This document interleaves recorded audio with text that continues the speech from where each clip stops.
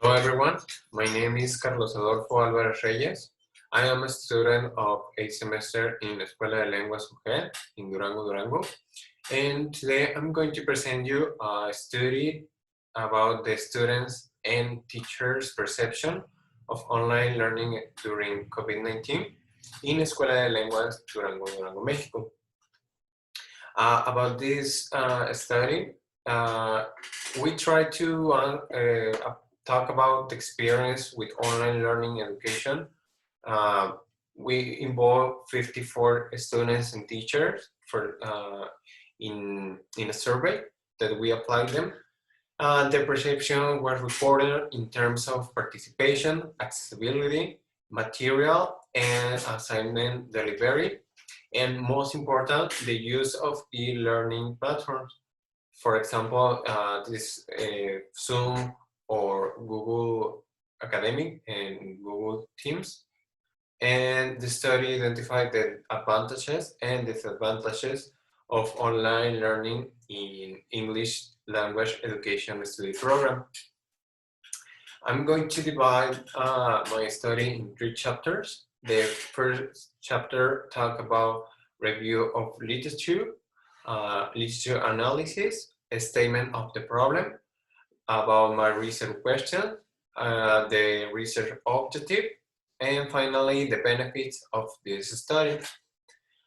About the literature analysis, we involve 30 articles from different authors and from different parts of the world. About the statement of the problem, we require to talk about the quarantine period from this COVID-19 pandemic. We determine that the human talent in Mexico specifically has adapted to online class modality, which require them to adapt themselves and to new technologies and conditions that are different from the classroom at their schools. But we ask if those new conditions have an impact of the students and teachers' academic performance. About my research question, it was the experience of students and teachers with online learning education during this pandemic. How was this? And the research objective, we try to describe the experience of the teachers and students with online education. About the benefits from the study shows that some advantages and disadvantages was involved from the online learning. For the chapter 2, I'm going to talk about methods, a range, a description of participants, the instrument that involved in this study, and finally the data analysis. About the methods, I can tell you that we use a qualitative performance for this study.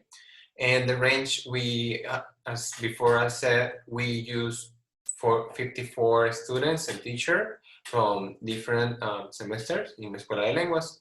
About the description of participants, it was the person was between 18 and 50 years old. It was males and females, 50 and 50%, 8 teachers and 45 students and graduate students of the English language education in Escuela de Lenguas Durango. The participants were from 9 different semesters. And about the instrument that we use, is Google Forms. We use Google Forms to the data to the instrument. And the study collect the data about through the survey, and the period that we use to use this survey, it was between March 17, from 2020 and May from 2021. We focus on the learning platforms, the advantages and disadvantages of online learning. About the data analysis that we conclude, we use closed and open-ended questions, and we calculate, analysis, and describe based on their topics. Finally, for my chapter 3, we are going to talk about the results. This study was concluded that the most English students are ready for the rapid shift, and in terms of teaching and learning style, but they are not very enthusiastic to switch to this model. If the first option are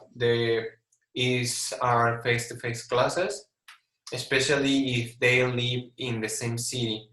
And for example, in the other hand, we have the foreign students that they prefer the online classes, sorry.